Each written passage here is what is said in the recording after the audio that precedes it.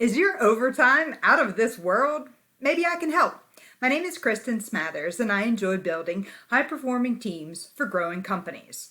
I received my undergrad in business, and I'm pursuing my master's right now at Clemson University.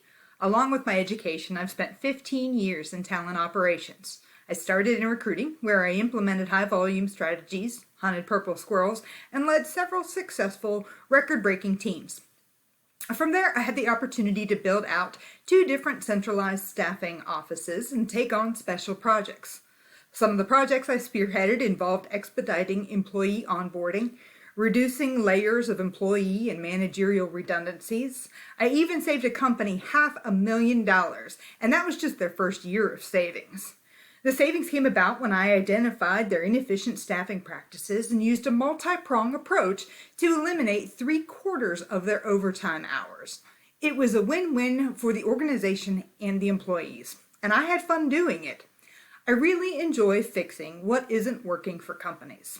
I'd love to hear your challenges and see if I can help. Should we grab lunch early next week?